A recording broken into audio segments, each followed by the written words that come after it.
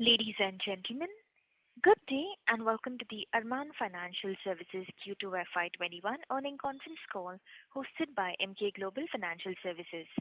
We have with us today Mr. Alok Patel, Joint MD, and Mr. Vivek Modi, Group CFO. As a reminder, all participant lines will be in the listen-only mode and there will be an opportunity for you to ask questions after the presentation concludes. Should you need assistance during the conference call, please signal an operator by pressing star then 0 on your touchtone phone. Please note that this conference is being recorded. I would now like to hand the conference over to Mr. Jignesh Shah of Emkay Global. Thank you and over to you, sir. Thanks, Anis, and good evening, everyone. I would like to welcome the management of Arman Financial and thank them for giving us this opportunity. I will now hand it over the call to Mr. Alok Patel. Over to you, Alok. Thanks a lot, Jignesh, and good afternoon to everybody.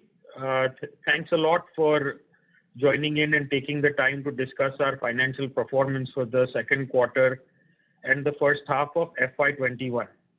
So we have issued a detailed press release and also an investor presentation for the past quarter.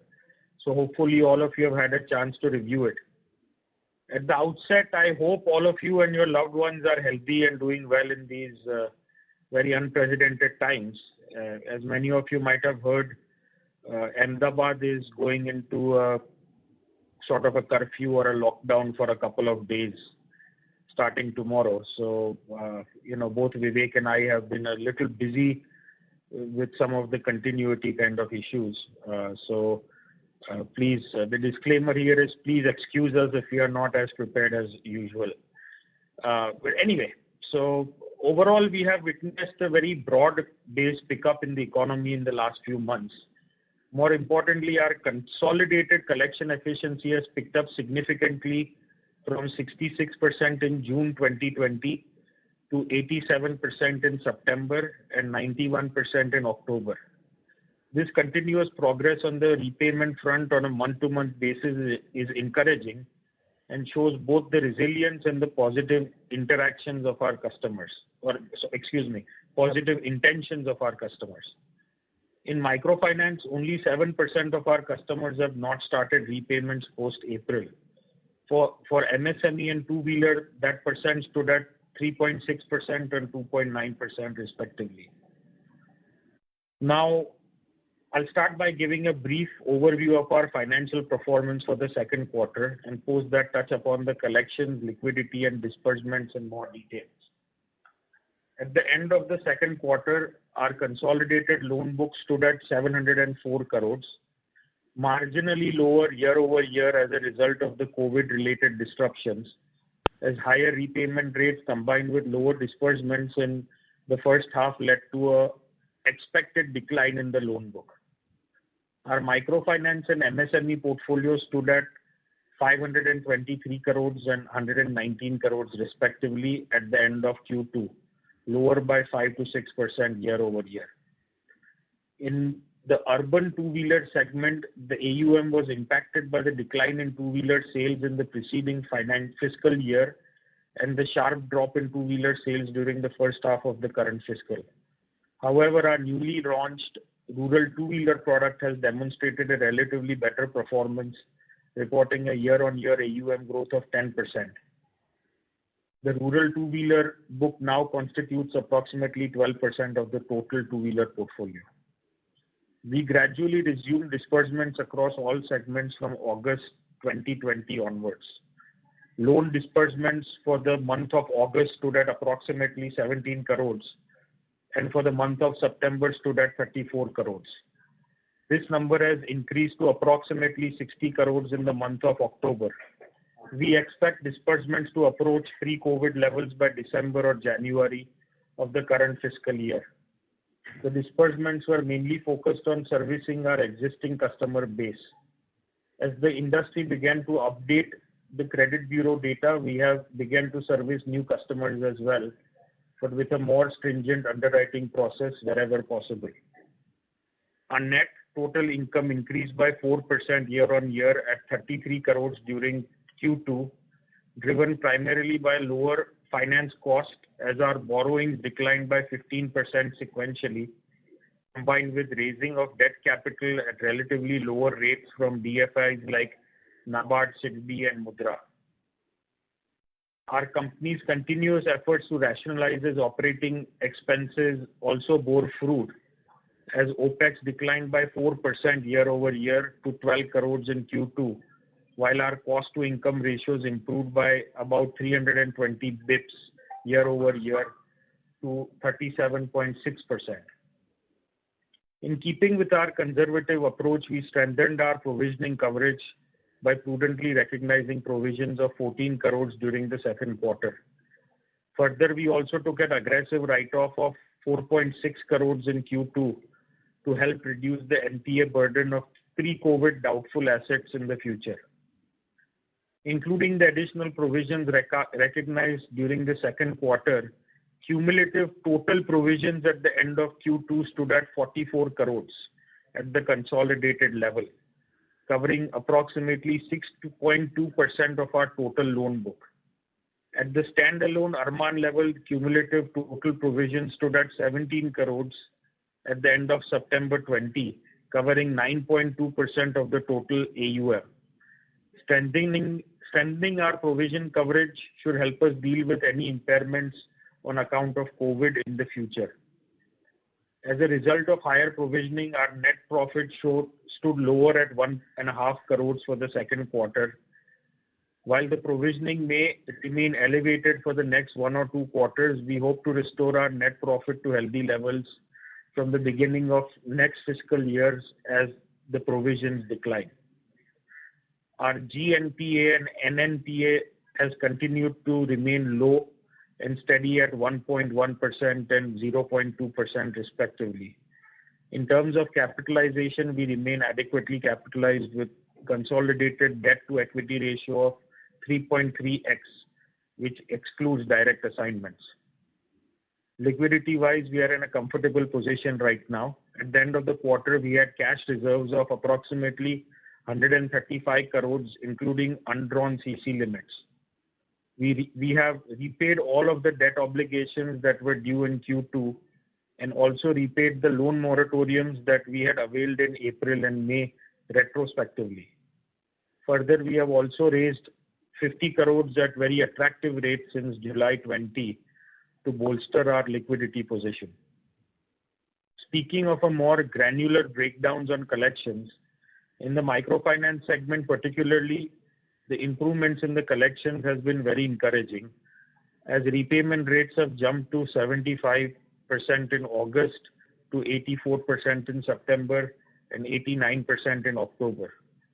All operational states besides Maharashtra reporting almost 90% plus repayment rates. At the standalone level, the collection efficiency continued to be healthy and well north of 90% in September and October. In the MSME segment, the repayment rates improved marginally from 92% in August to 93% in September and 94% in October. While in the two-wheeler segment, the repayment rate stood at 96% in September and 97% in October. As we move forward, our foremost priority will be improving our collection efficiency and restoring it to pre-COVID levels at the earliest, especially in the MFI segment. To complement our high-touch physical collections model, we have implemented a new platform to handle collections digitally via an integrated software solution using unique QR codes, client-level unique QR codes to receive payments through UPI platforms.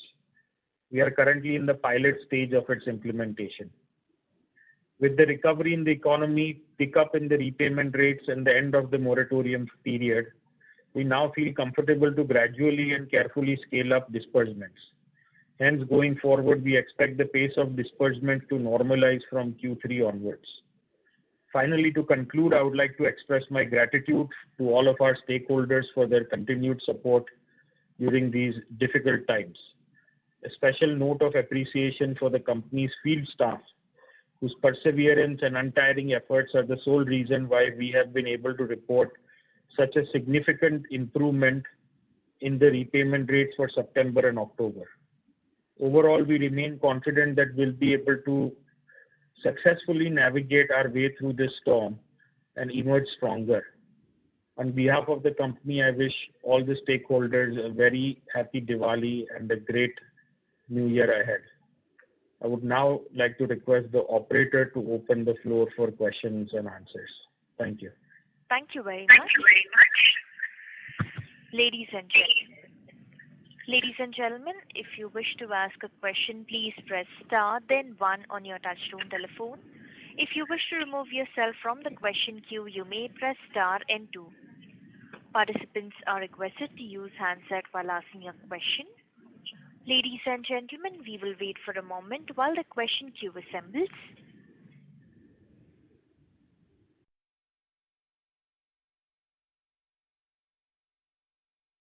This is a reminder to all participants present in this conference. If you wish to ask a question, please press star, then 1 on your touchtone telephone.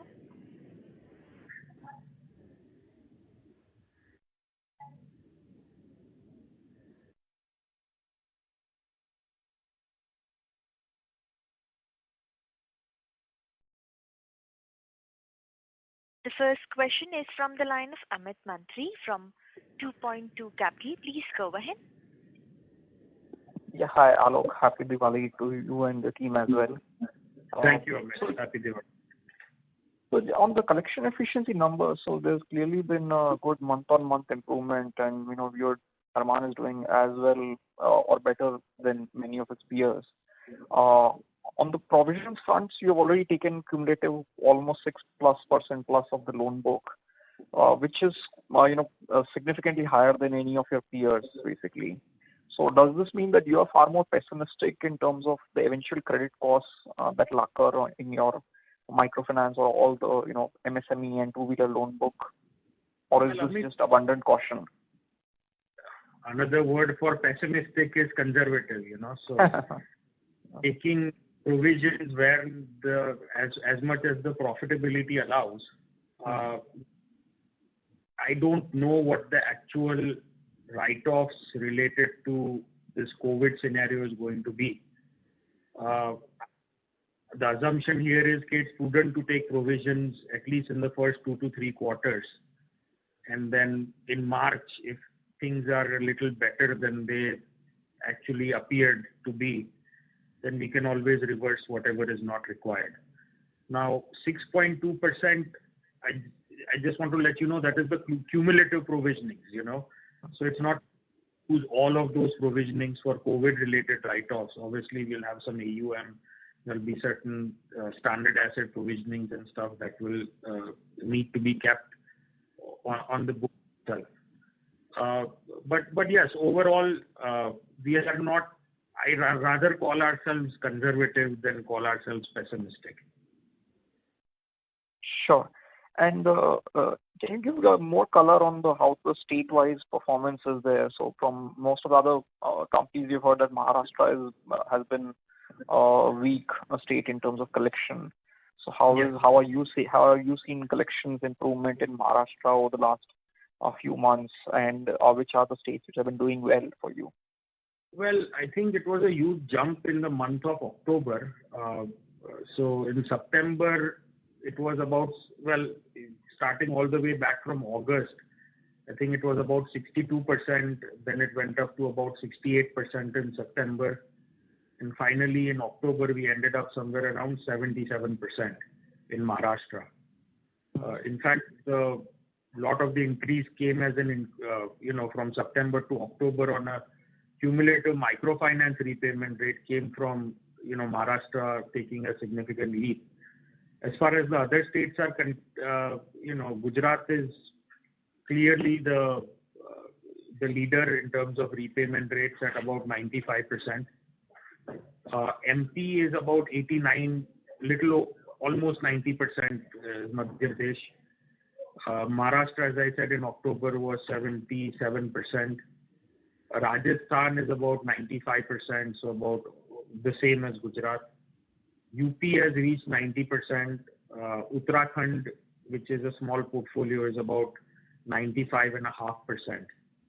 So overall, we have reached about 89% in October for microfinance. And, for our two-wheeler and MSME, primarily the portfolio is in Gujarat with a little bit of portfolio in Maharashtra. So, the MSME portfolio, Maharashtra is doing little bit better at about 78%. And Gujarat repayment rate is, I think, about 96 or 96%, 97%, somewhere around that. Gujarat, in the two-wheeler, all of our portfolio is in Gujarat, so that would be about 96, 97%. Sure. And even in the month of November, are you still seeing this continuous improvement in states like Maharashtra, where earlier they were challenging? We were. Getting into Diwali, we were about, on a cumulative basis, about 2.5 to 3% ahead at the same period, in the previous month. But we lost about 5 days of Diwali. So since yesterday, we are about the same place where we were last month. But overall, we were expecting to see significant improvements in the last 10 days of the month.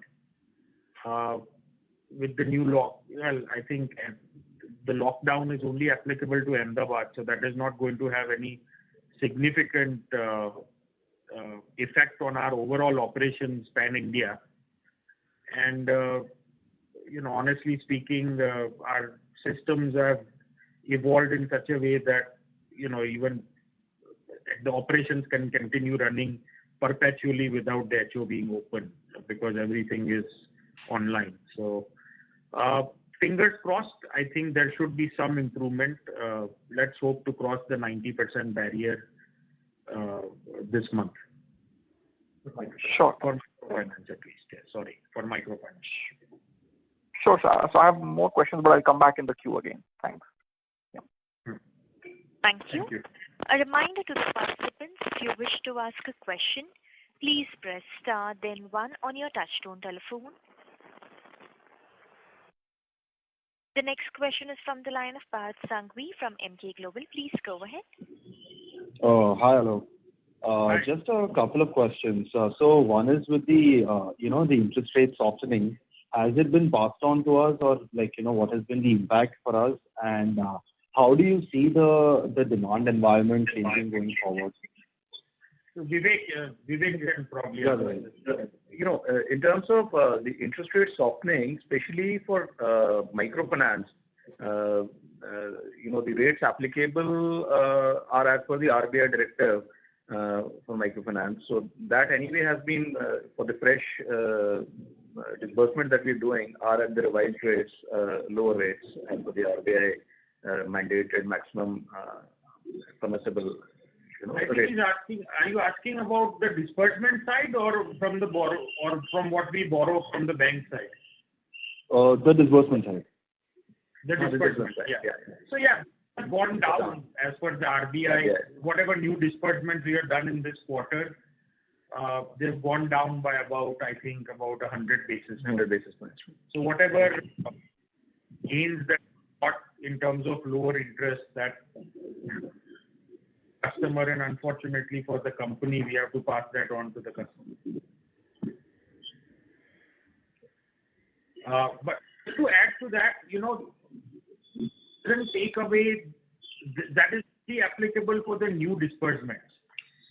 Whatever book that we have created in the past with the higher interest rate, that interest rate to change or pass down. You understand? Right. Already the interest rates are declining for us. That would mean that we would in short term get a better margin, because and that is true in a case where the interest rates are increasing. Usually averages out. Right. Across all our products. So obviously, from a fair value point of view, if interest rates in the environment goes down, then you are better off for some time. Yeah. Until the time you start redeploying the same funds at the lower interest rates. Right. And what's your outlook on the demand scenario? demand is of course there. I think we are fortunate enough to be in a business where the demand is always evergreen, especially at this. But I think as I mentioned in the last, con call that even during demonetization, we had stopped disbursement for 3-4 months. In also, especially if you look at the month of August and a little bit of September, most of the disbursement has been to our old customers. Is that we got on the credit bureau data, which was all stale. I mean, it's not a dime since March. And if you pulled up their credit bureau data, it would be a zero default kind of a customer. Now that, the credit data is getting updated by most of the financial institutions and the banks and everybody, we start into new customers also.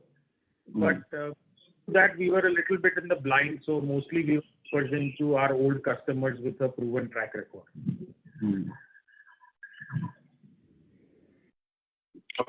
Okay, thank you. Sure. Thank you. Before we take the next question, I'd like to remind participants, if you wish to ask a question, please press star then 1 on your touchtone telephone. The next question is from the line of Amit Mantri from 2Point2 Capital. Please go ahead. Yeah, Alok, back again.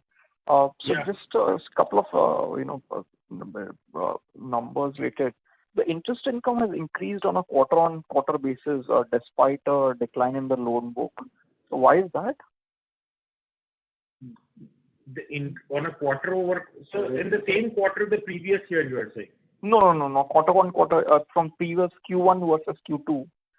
So the interest income is higher in this quarter than in the last quarter, despite loan book having declined maybe around 13-14%.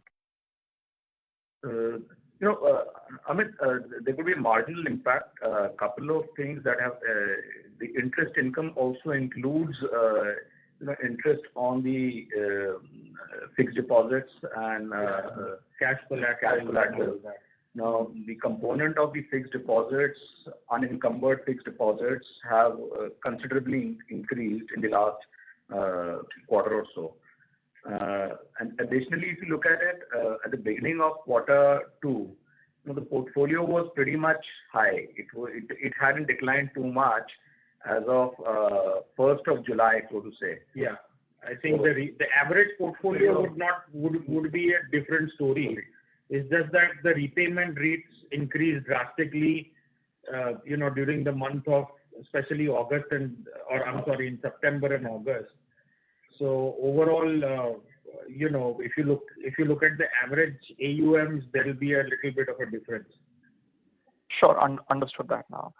And so is interest income being recognized on the entire book, or are you assuming that some part of the book will be NPA?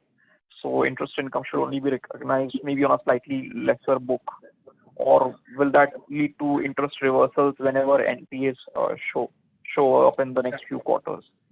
No, and so partially what you said at the last is the right thing, because under the Ind AS anyway, even on the NPA you need to book the interest. Yeah, unfortunately until 90 days you are forced to recognize the interest, which I completely disagree with, by the way, because in a normal scenario where it's fine, because after 90 days when your NPA levels are 1%, 2% or something. But on a moratorium book also you had to, so we have a large portion which is interest due but not received. Interest accrued but not received. Interest accrued but not received. So we are of course building the provisions and stuff for that as well. However, the way we structured the moratorium is that when the customer pays off, when I guess the moratorium, you can call it a type of a restructure only. So when the customer pays it off, that interest accrued but not received gets hit first. So I don't think that there'll be a very large reversal as a result of that. But if you look at let's say 6 or 7% of our customers who have not paid since the moratorium started, of course those ones will be the reversal ones. And then provision includes the provisions on these assets as well. Yes, correct. Yeah. So if you were to only consider those who are paying fully or even partially, then the interest income would be lower by around 6-7%, of which is the number who is not paying. Which is I think because in a loan amount that would be around a little bit on the higher side, I think. Okay. But I mean, I don't have the exact numbers with me. Because loan amortization schedule, the principal and interest change every month on month, right? So maybe if I can give you that answer, but let me put some thought into it and get back to you on this. Sure, no, got it. And there's a fair bit of excess liquidity on the balance sheet. You're carrying the debt has declined and there is a fair bit of cash that is sitting on the balance sheet now. So the plan also continue to carry the kind of excess liquidity even going forward? Not so much. I think about 100 crores or so is what has been working for us. So we'll try to keep it around that, between 80 and 100 crores. And as the disbursements pick up, I think that excess liquidity should continue to go down also. So we have enough things in the pipeline right now, so we are trying to manage it and plan it in a way based on what we project our disbursements to be. So in a couple of days, we are closing another NCD transaction, for example. Mm-hmm. Okay. And now, at least because the disbursements have started and you did 60 crores in October, so now the loan book is unlikely to decline further going forward, right? Yes.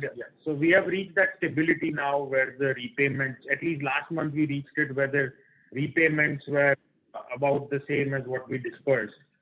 So starting from this month or maybe next month, the portfolio should start going up again. Okay. Thank you very much. Thank you. That's all. Thank you. Before we take the next question, a reminder to the participants, if you have a question, please press star then 1. The next question is from the line of Chandrasekhar, individual investor. Please go ahead.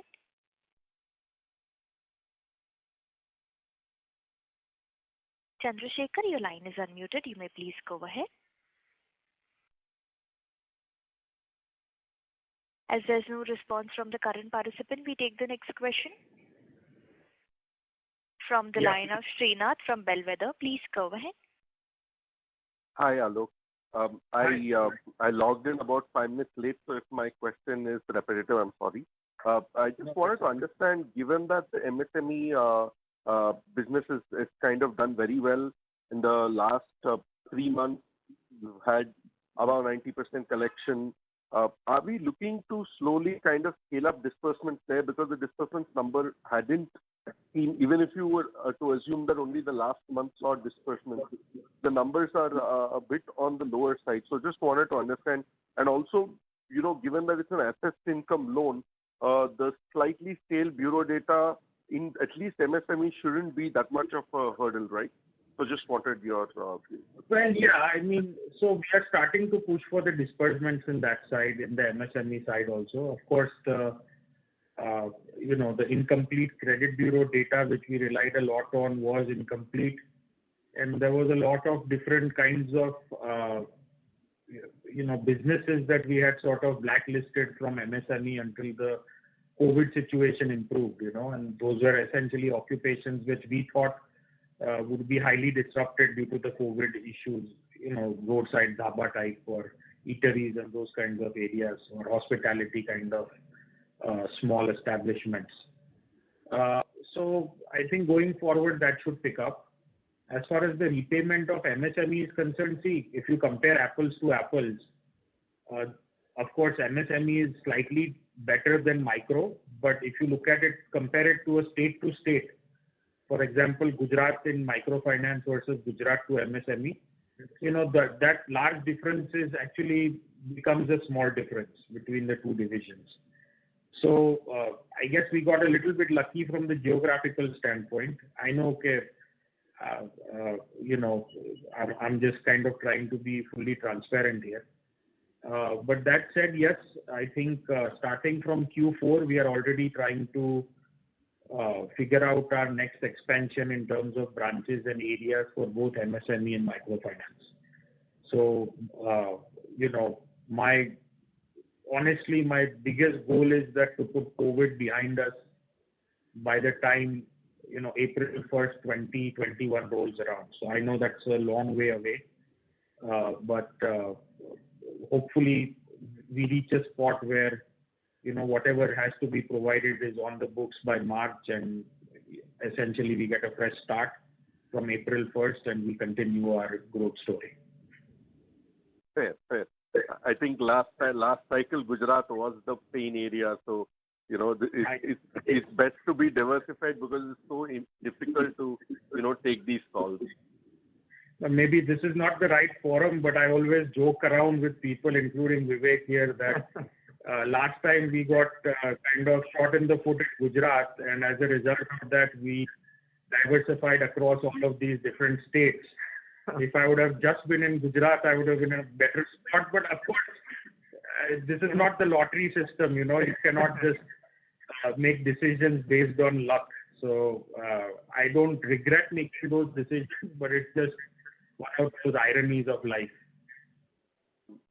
Got it.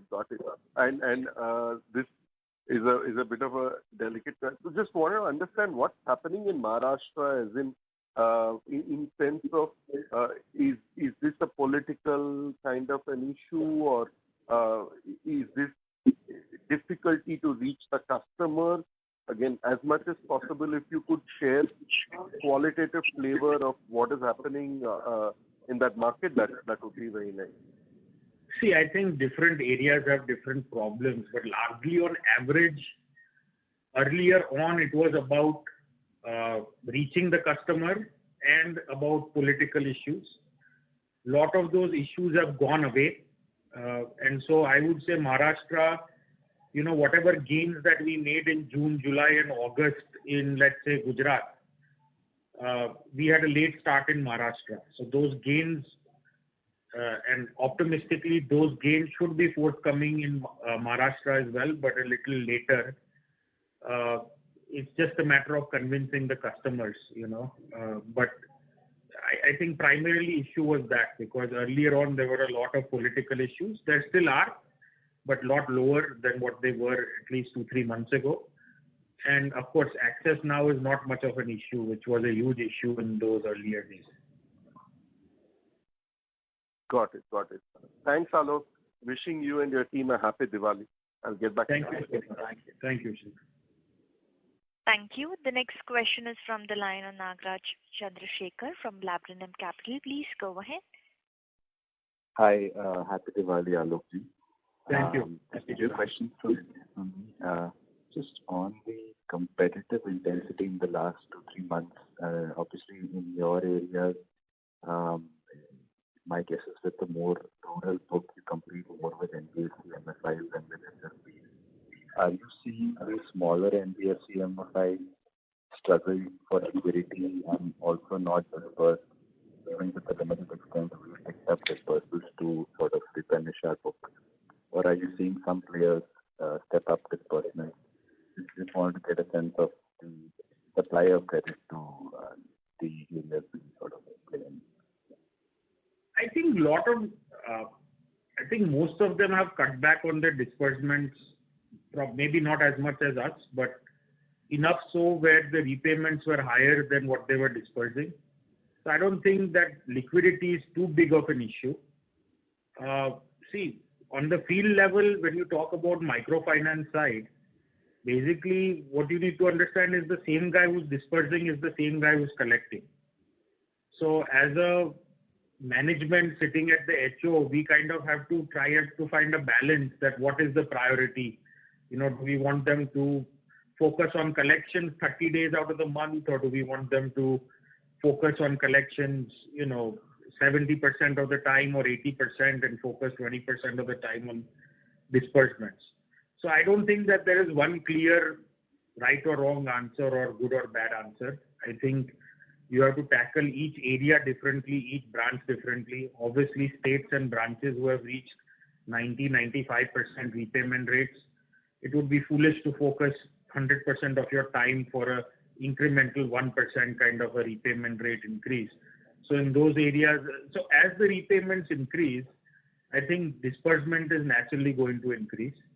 But as far as competition is concerned, I think most people, barring a few exceptions, there'll always be the outliers. A lot of people cut down a lot on the disbursements, compared to even pre-February level, the same period, Q2 of last year itself. I think the disbursements were just probably 40-50% in the areas that we are working in. So overall, it's pretty large decline from the disbursement side, but everybody is going to be picking up again. So my informal talks with a lot of the upper level, C-level people at the different companies, I think everybody's during Diwali and post-Diwali is planning to ramp up disbursements. So let's see what happens. Understood. Thanks for that color. And in terms of practice on on the ground, I think a couple more qualitative points. Are you seeing top-up loans happening to customers who haven't been able to pay credits, even amongst our customers who might not be able to pay, them getting top-up loans from others? And on average, how many lenders do a typical borrower from us also borrow from us, apart from us? Yeah, honestly, I cannot comment on the number or who is actually doing it. However, it's no big secret. I think people are doing it. There are top-off loans out there. There are net-off loans out there.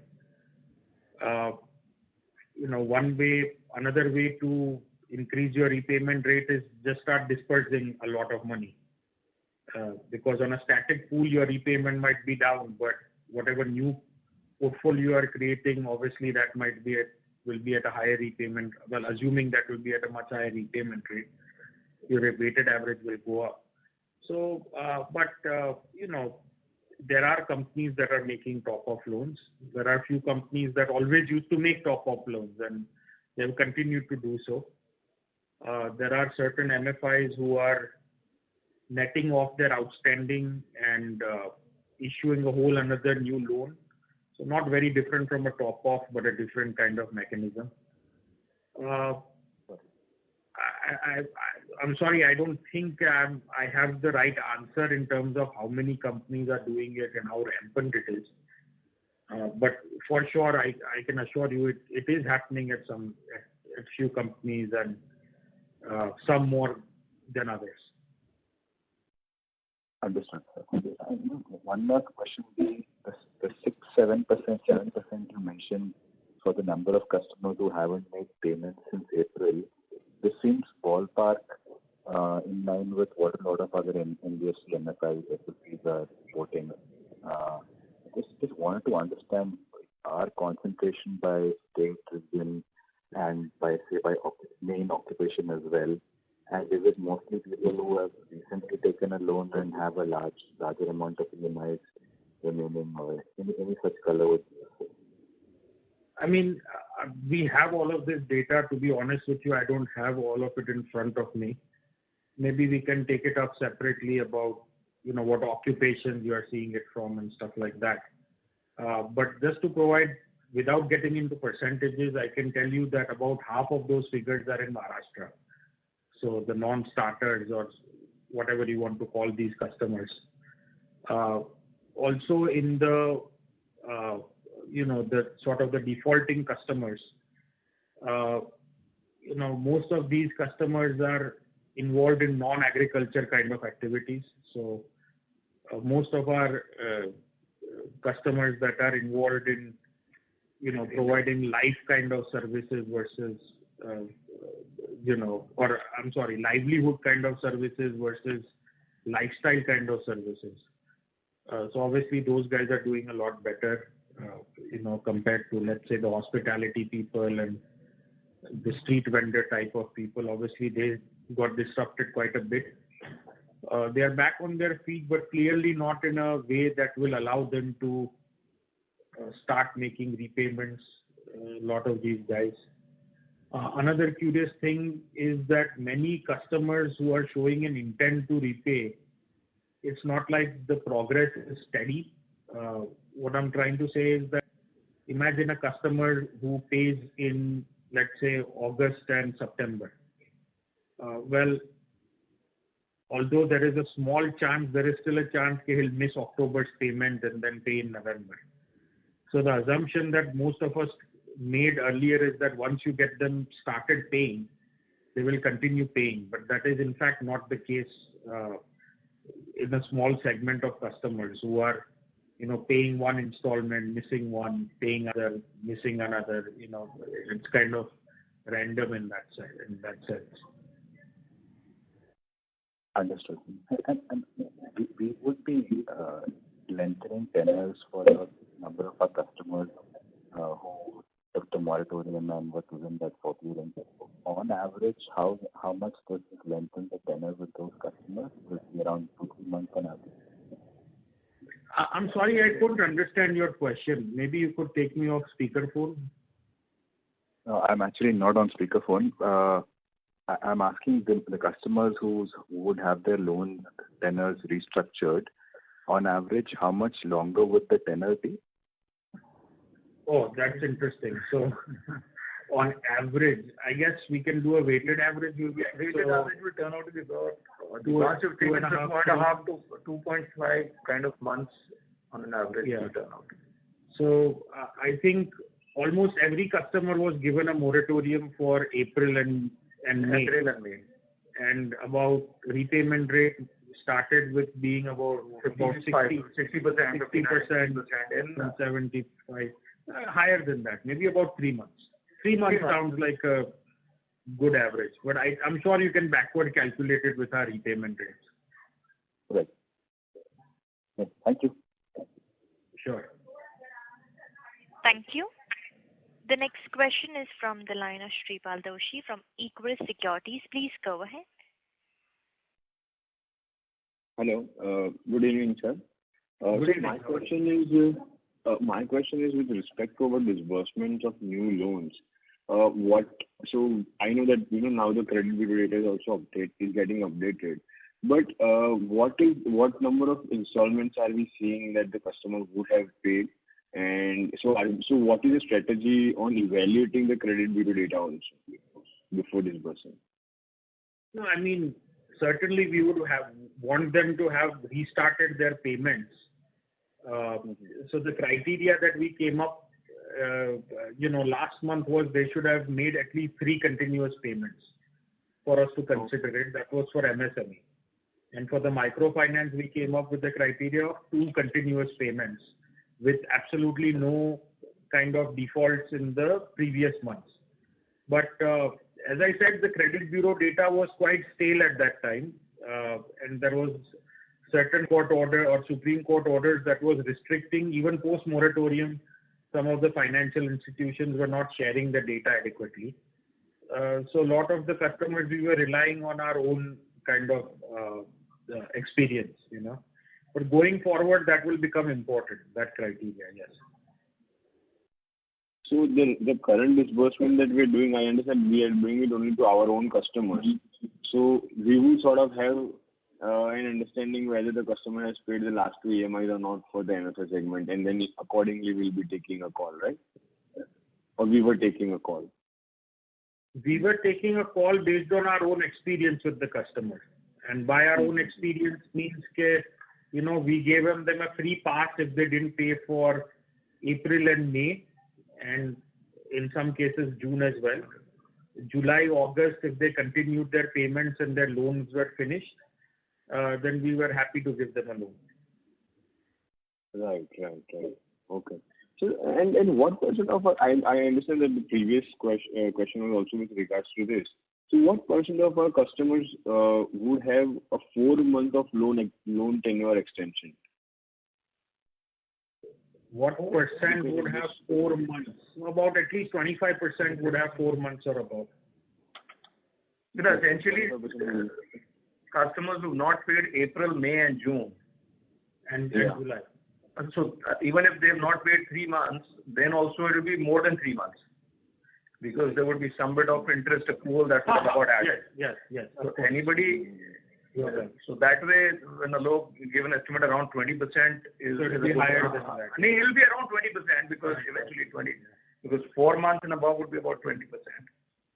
So the repayment rate, calculating it, that the repayment rate was about 75%. That means 25 didn't pay. And so just by extrapolating, it was that.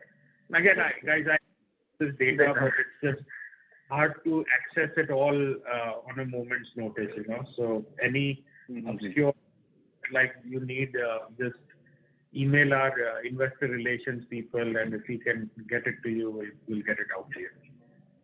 Sure. One last question was, how are we seeing the securitization and off-balance sheet portfolio opportunities coming up since in the last 1.5 months? I don't know, Vivek, you are seeing a lot of? Yeah, so the inquiry for portfolio purchase is pretty high and across all segments. So even two-wheeler, MSME and micro is always, because of the PSL, is always in demand. Yes. The difference now is that most of the institutes are inclined more towards the PTC kind of transactions rather than the plain vanilla DA transactions. So, that's the general, interest which the lenders have been showing. We've been fortunate in the, almost the 6 months, or rather now the 7 months that have gone by for this financial year, to have had enough liquidity from institutions like SEDBI, Mudra and NABARD. So we've kind of have a good lineup of such transactions, but as I said, they're more towards the interest is more towards the PTC transaction, where the risk coverage is for the investor is higher. I think a lot of banks and financial institutions are looking for good places to deploy money, and so we are getting a lot of offers from both the securitization side and the term loan side. Unfortunately, we've always had enough cash, so most of those things we turned down. But most of the financial institutions, the better ones, are sitting on a lot of excess cash because they have not been able to deploy it in the last few months. Yes. And so, if I can kind of toot my own horn, I would, let's say, consider myself as a good place to deploy their money. So we are getting a lot of offers, and we are in a position to pick and choose the more favorable ones. Okay.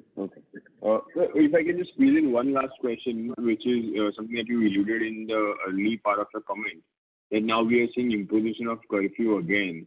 And, even in smaller towns where the curfew or lockdown sort of situation is not imposed by administration, but there also we are seeing slowdown in economic activity by the discretion of that particular, organization, business organization. So, do you see this will create some hindrance or some delays in the collection efficiency improving going ahead? Absolutely. So, I'll tell you, in a lot of even village areas, if there are certain cases in the village, even the panchayats are making kind of ad hoc decisions of implementing their own version of lockdowns and stuff like that. So on a daily basis, we face those kinds of situations. Even in branches that are located in areas where there are a lot of cases, whether formal or informally, those places become containment areas. So we have to figure a way out to get other people to start collecting. So these are constant operational aggravations that come into play post this in this new COVID world.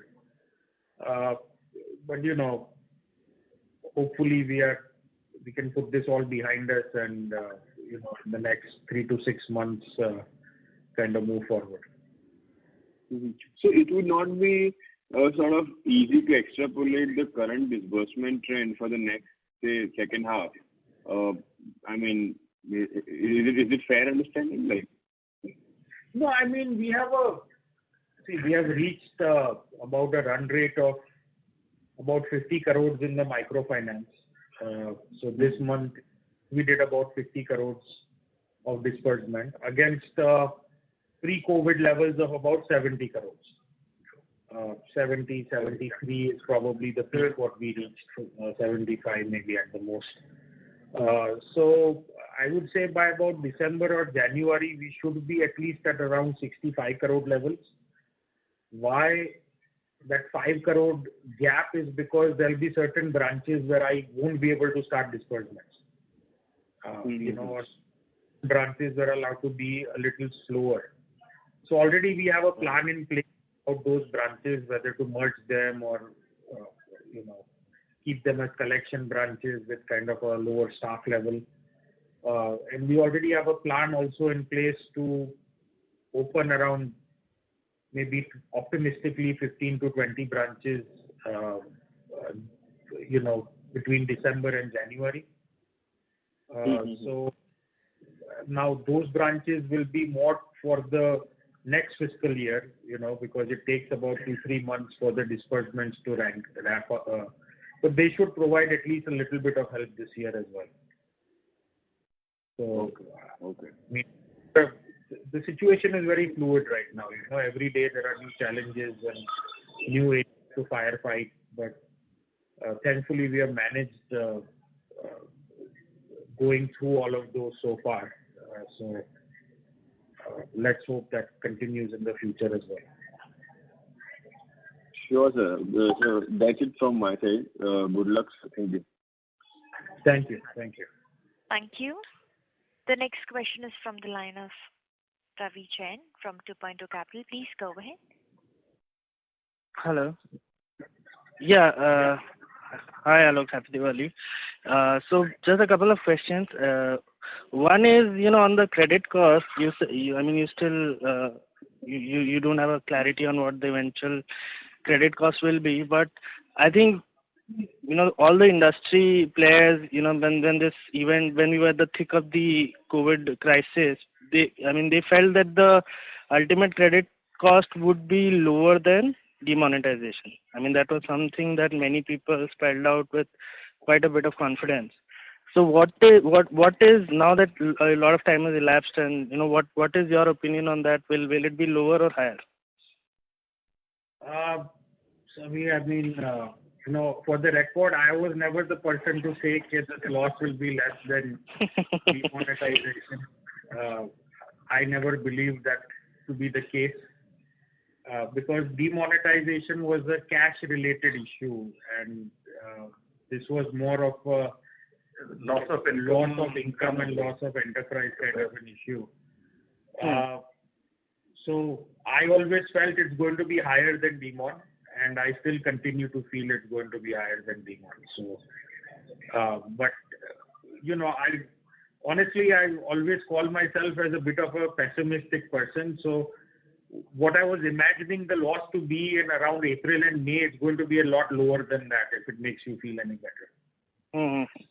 No, even we felt it that way, but I think there was a tremendous amount of confidence, which still there is. But it seems like there would be a minimum of 7% credit cost for the entire industry, which is at least a minimum of 7, which is more than what, you know, was there in demonetization. So you had a huge variety, right? In demonetization, like, for example, us on a static pool basis, we lost about 4%, 4.5%. Yes, you would be among the lowest in the industry. You know, as low as maybe Bharat Financial or some of those, you know, the good ones. But I think overall, the average was definitely more than 5%. And yeah, I would say that's not far away estimate, but. You know, a lot of these things will be spread. You have the restructurings available, and you have, of course, the gentleman before talked about top-ups and stuff going on. So I don't think it's going to have a systemic issue.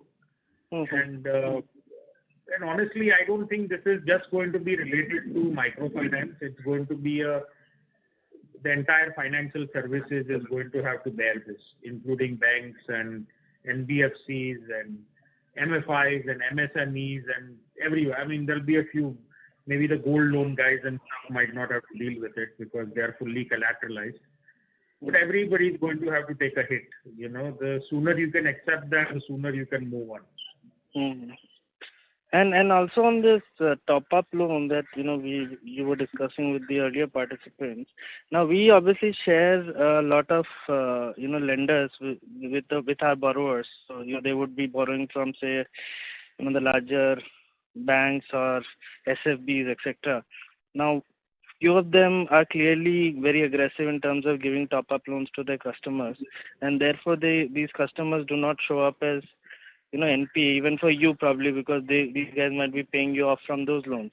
So how do you really discriminate and understand who is really a good customer or a bad customer? Because if this is happening on a rampant scale, and because you mostly would be sharing a customer with at least one financial institution, right? So if it's happening on a very large scale, then especially the smaller players would be suffering because of poor underwriting by the larger players. No, I mean, I don't think it has reached to that level. I don't think it has become a systemic issue or anything like that. Mm-hmm. But, I mean, I'm not saying it doesn't happen. I'm just trying to find the right analogy for you. But let's say in the case of Arman as well. Now, if we borrow from SBI and have a repayment for Kotak this month, does that mean I have borrowed money from SBI to pay off Kotak? Well, of course it does, right? But I mean, that is our business. Nobody says anything wrong about it. So there are right ways to do it and wrong ways to do it, number one. Number two, it's not like I have anything against top-off loans. Top-off loans done in the right way is, although I don't know exactly how to distinguish what is a right way and a wrong way, I'm not a big fan of them.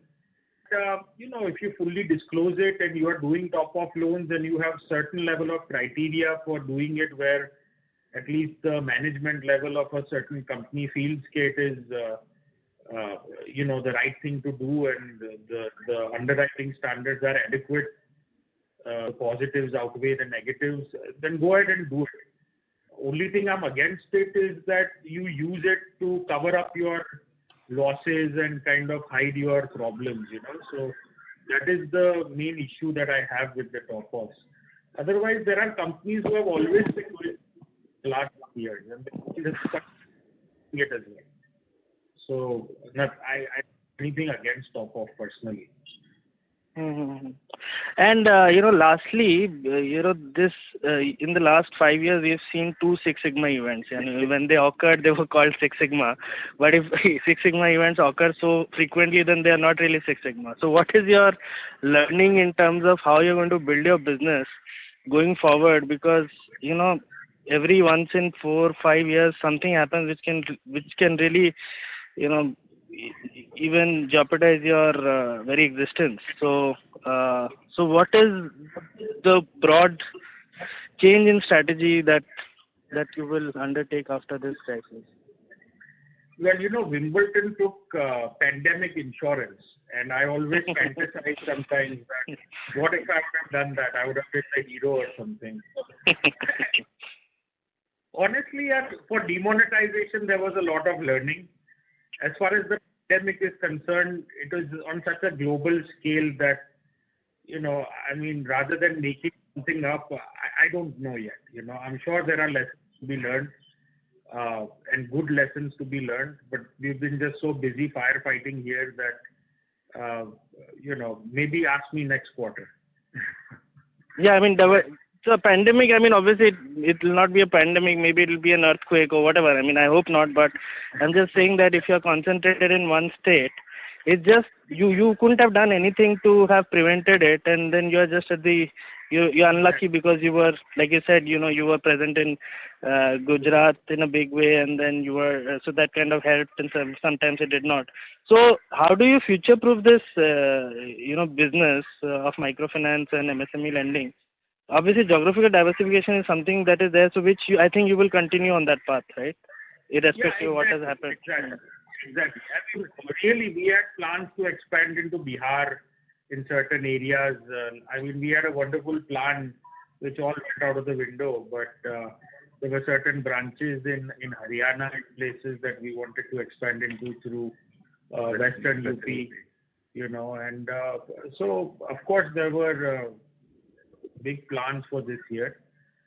But I mean, what are you going to do? These things happen from time to time. Unfortunately, as you said, two kind of events, one after another in 2016-17, we had Demon, and of course, there we had COVID. So, unfortunately, these events, I don't know if it's a coincidence that they happen so close together. Let's hope it's a coincidence because I don't think my nerves can take it happening every 3 years. Yes, so the last question on this. So basically, this is a brunt that the entire industry has to face, from time to time. So one way probably to tackle this is that you could, have higher names or, eventually, you make very high ROEs in some years and then you don't make any ROEs. Obviously, the problem with that is the spread cap that RBI has. So is there any thought that you might go to RBI and say that, now that things have, this was a fallout of the AP crisis probably. So now that things are much more stabilized, there should not be any such spread cap and any benefit of, efficiency or can be retained by, and banks can still retain it, right? I mean, you guys cannot. So there has been attempts in the past to ask RBI for a relaxation of the, so-called ceiling for the interest rates. And RBI in those cases did not look at it too favorably, very honestly. Whether that stance has changed, of course, that would have to be approached by MFIN or some of the other industry associations, which, by the way, have already approached them about the 2.75x cap. Right. So they're looking into that closely because it was a really ridiculous formula, right? For every 1% decline, we have to reduce our rate by 2.75%. So it just didn't make a lot of sense. So RBI is looking into that, but usually asking the government, can we charge poor people more interest is not. No, actually you're still charging lesser interest because see, from the heydays of 28, 29, 30%, now, the bigger banks are lending at 19%. So it's already come down to a very, a very respectable level. So this is not.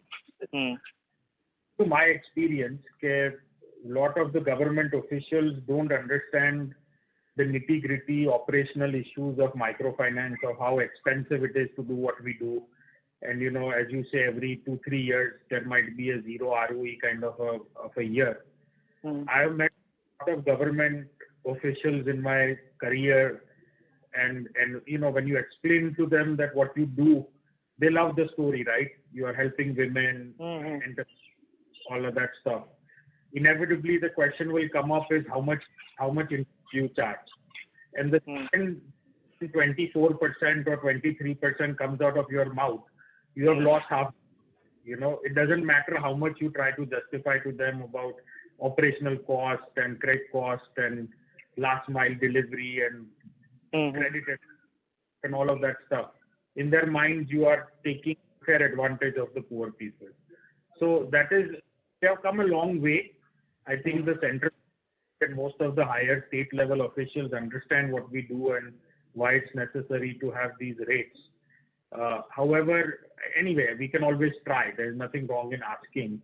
It's just that my opinion, when you are asking them to increase rates, they don't want a newspaper article saying that RBI allows charging poor people an extra 2%, right? That's a nightmare. So I don't think they want to allow it.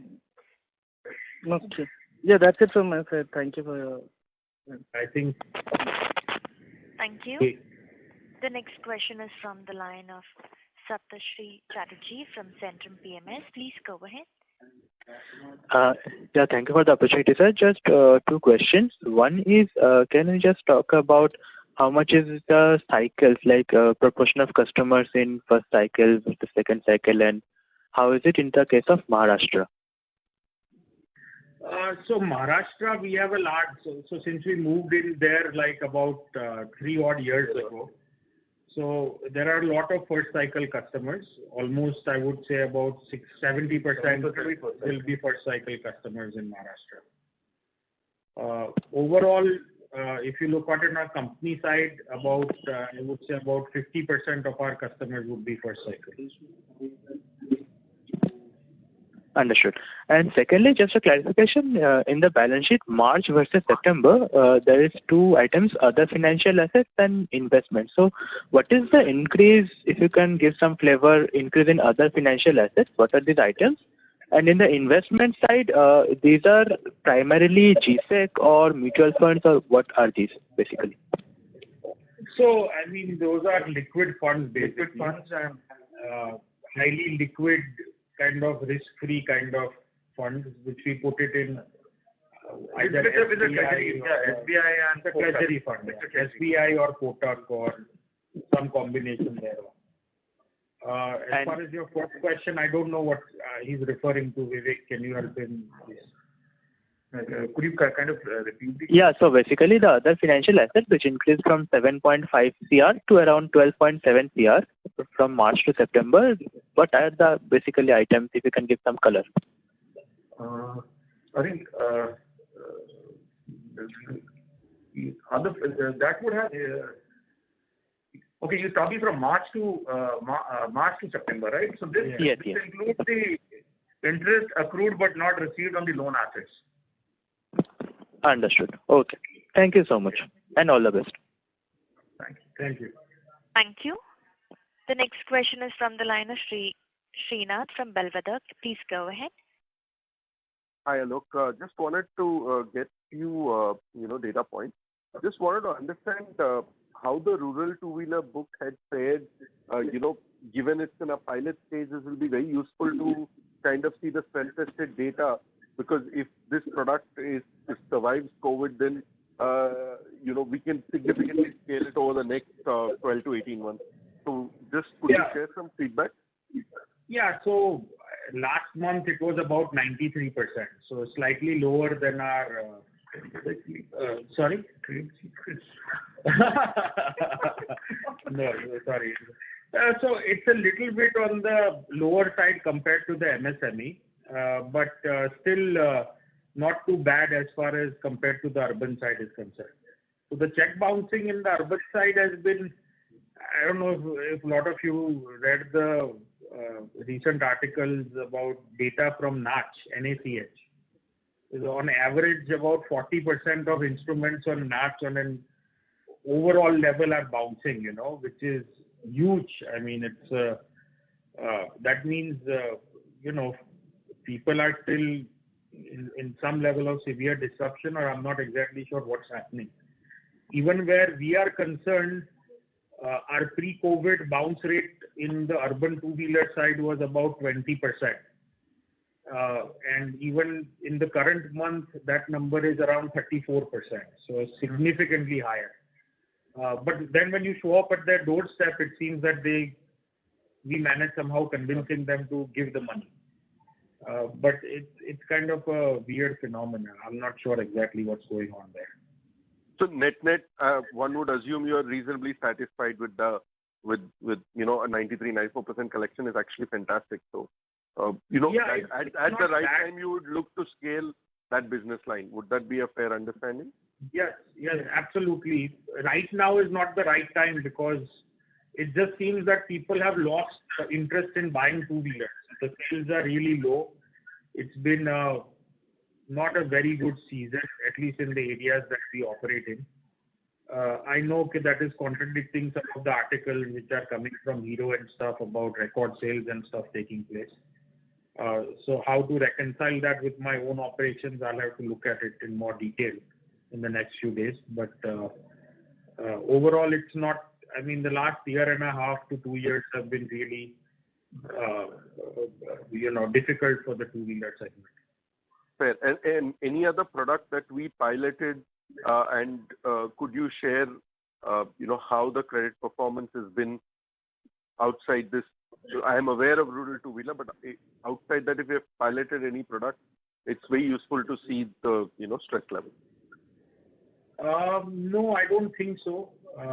There's no other product that we have it on pilot right now. Got it.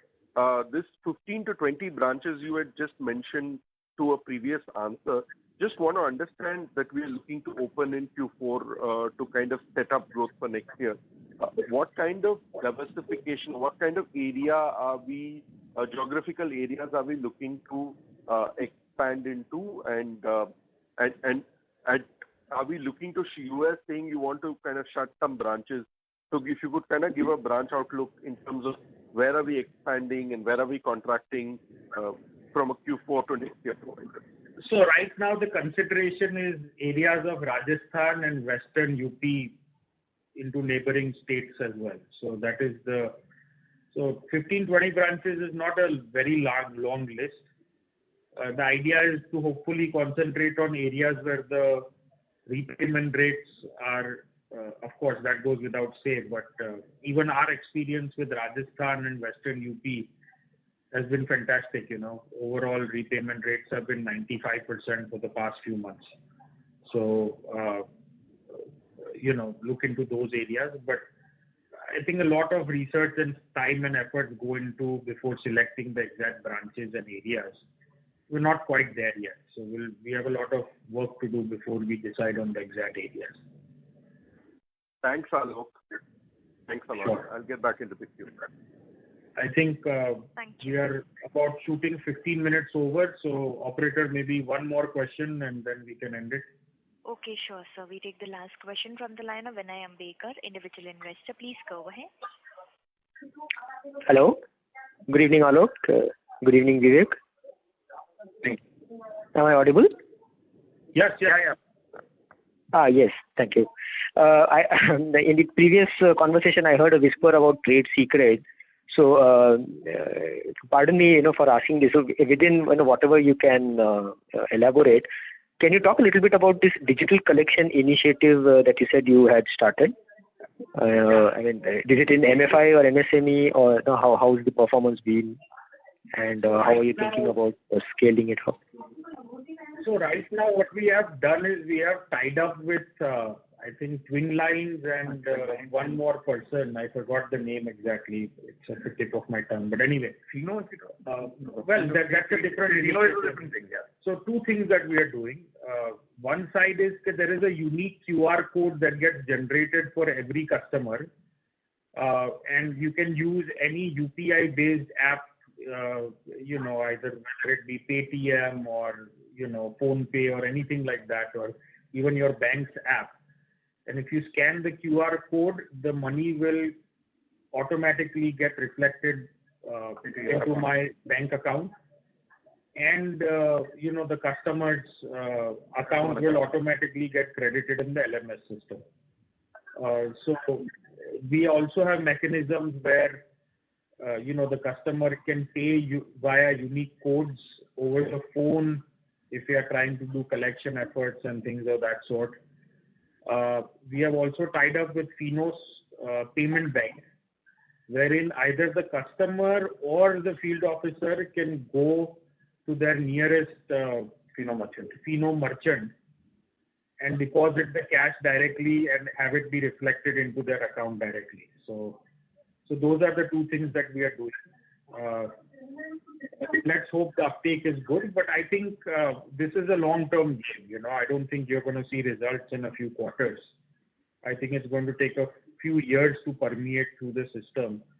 But overall, at least the hope is that we can shift the customers at least partially to a non-cash-based payment, but not lose that high-touch kind of model. So still do the center meetings and things like that, but have a lot of them pay the money on a cashless mechanism. Right. Because one of the services that you used to offer, continue to offer in MSME is also doorstep collection. So you see part of it getting replaced with digital collections? I mean, I think right now the situation itself wants you to prepare yourself for having this digital collection as a mode available. Not that you want to replace the high touch model that we have on the microfinance or MSME. That will have to continue the way, at least in the foreseeable future. But yeah, if as somebody earlier asked that how are we preparing ourselves for the next big issue. So I think this is one of the things which should be there as an offering to the larger set of customers, so that we are prepared for something that kind of turns out to be worse than what we've already seen. Yeah. So it's also another way that you don't want to be stuck in a position where, if you cannot reach the customer through whatever reason, whether it be a pandemic or an earthquake or something, there has to be some backup option available. And the customers have to be trained and their culture needs to be changed, wherein, you teach them that, okay, we can come and collect it, but if we are not able to, then you need to transfer the money electronically by some method. So that will take some time. All right. Okay. Second is just to extend a point that you had made about balancing collections versus disbursements, because the same field officer is doing both. And as you are likely to increase disbursements going forward, there could be lesser time spent on collections. During demonetization or just after that, there was a separate team that was formed, and I think Jayendra sir was overseeing that to focus only on collections. So is there some thought around these lines in this current situation?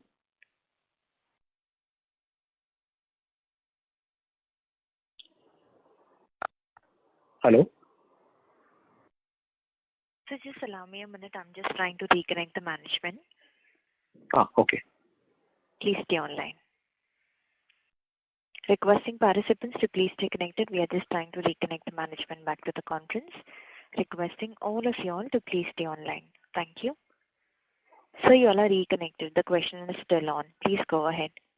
Oh yeah, sorry. I think I got disconnected for whatever reason. Can you repeat your question, Vinay? I'll do that, yes. You earlier mentioned that the same field officer is doing collections as well as disbursements. And then how much time is to be spent on each activity is something that is a little fluid as of now. During demonetization, there was a separate team that was formed under Jayendra sir to focus only on collections, so that that continued for some time till it was self-serving in that sense. Payback used to happen positively. So is there some thought around having a similar approach in the current situation? Absolutely. I think you hit the nail in the hammer. So that is the plan. We have already started recruiting on the MSME front because those repayment numbers are sort of stabilized, right? So whichever customers are there, which are, either have not started or have started in no meaningful way. So those are the customers that we'll be targeting. So we are starting with a team of about 20 people in MSME, and that will expand. And hopefully the thought here is the same one that we had, was as long as the the amount collected is more than what it cost, I think we'll continue having it. So that will be probably a long-term game. In the microfinance, we'll have it once the repayment rate stabilizes. So the current team is still continuing to make progress on a month-to-month basis. Once we see some level of stability, we can implement that RO structure, recovery officer structure, on a branch-to-branch basis as well. Right. A clarification on disbursements. When you said that you'll probably reach, say, around 60-65 crores, maybe by Jan or Feb or December, and also you mentioned that you are giving the preference is to give loans to existing customers, and you also said that currently we are not doing top-up. We are only serving those who have closed their loans. So I would assume that you would, for the next 6 months, say till March, you would have data available about which are the customers whose loans are going to get closed. and then based on their performance history, you probably target them for disbursements. Right. My specific point was that out of the 65, whatever this number that you're targeting, do you have some sense how much would be new and how much would be these kind of customers that you would end up by March? So not by March, unfortunately. My chief operating officer will probably be better to give you those rates. But I think what you did was a very fair assessment of what we did. So reduce a lot of their burden. We ran kind of a pre-approved kind of a scenario as far as our old customers are concerned, and basically ran the IMARC and the credit bureaus on a not on the request of the branches but from our own data on the HO, and we sent a list to the branches directly saying that here are the old customers who are maturing, and we have ran their credit bureaus, and these are the ones which are pre-approved as far as the credit bureaus and stuff are concerned. And so their work becomes a little bit easier as far as the underwriting and stuff goes, right? So that's basically what we did. Now, in terms of the month of August, almost all of the customers that we did were old customers. In the month of September, almost about 70%, no, more than that, I think 75% of our customers were old customers. But soon enough you're going to run out of that well as well of old customers. So you'll have to start concentrating on new customers as well. So I'm not exactly sure what that number is going to look like going forward, but I think overall our reliance, of course, cannot go on for old customers, go on for perpetuity. Right. Okay, just a last question on this. Because I believe with the MSME, we have been primarily targeting new to book customers. So is there a thought where our late cycle MFI customers who have grown and with us, is there a thought to increasingly tap that database for the MSME pool? And how do you see any number forming in your mind? How much would that constitute or something? It's a thought, but actually the micro division MFI itself is considering of doing the what are you saying around? Yeah, 50,000 loans. About 50,000 loans we are considering of starting in the MFI segment as well. What has actually happened in the past when we started to do inter-department kind of transfers is, and this is something that you will find when you are running businesses, that MFI team members don't want their hard-earned fifth cycle customers to go to the MSME division, So of course there are ways around that as well. But so in the MFI book as well, we are starting a 50,000 rupee product on an individual loan basis. So that will run through its own pilot stage. Hopefully we can launch that in December or January sometime. As far as numbers go, I'm not exactly sure what that. It won't be a very large number this year, but depending on how the pilot goes, it can be maybe 5-7% of the portfolio in the long run. That's good actually, because if the MSME division is catering to their own separate pool, and then you have within MFI larger customers getting some similar kind of offering, then it may probably prevent a leak of these other lenders tapping these customers for their personal loan offerings, I would imagine, right? Right. So anyway. Wonderful. Yeah. Just one last data point. Within the 6.1% provisions that you mentioned, would you have a breakup of how much is COVID-specific extra provision that you've taken and how much is the normal standard provisioning that you would have made? Yeah, Vivek has Vinay, that would be about 3.86% as the COVID provision, and the balance will turn out to be the normal standard ECL provisioning. Even ECL will be bumped up for COVID as well. Because the cycles in the ECL you would have a higher cycle, higher rate of provisioning for the higher cycles or the 30 days cycle. Yeah. Hence, the ECL provision itself is bumped up, but the COVID provisioning itself stands at about 25 odd crores for both the entities taken together, and that turns out to be almost 3.9%. So that would be a part of the standard asset provisioning. Actually, COVID provisioning right now would be considered as a standard asset provisioning. Right. Okay. Got that. Okay. Thank you, Alok, and thank you, Vivek, for your detailed answers. Thank you so much. All the best. Thank you. So Thank you very much. Yes, sir, that's the last question. You may please go ahead with your closing remarks. Thank you. Yeah, so no prepared closing remarks. Thank you everybody for joining. I think this has been a sort of a record where we have gone half an hour over and above what we typically do. But it was a nice experience. A lot of questions had me thinking towards the right direction as well. So thank you for that.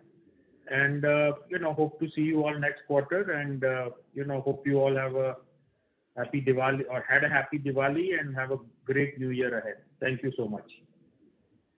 Thank you. On behalf of Emkay Global Financial Services, we conclude today's conference. Thank you all for joining. You may now disconnect your lines.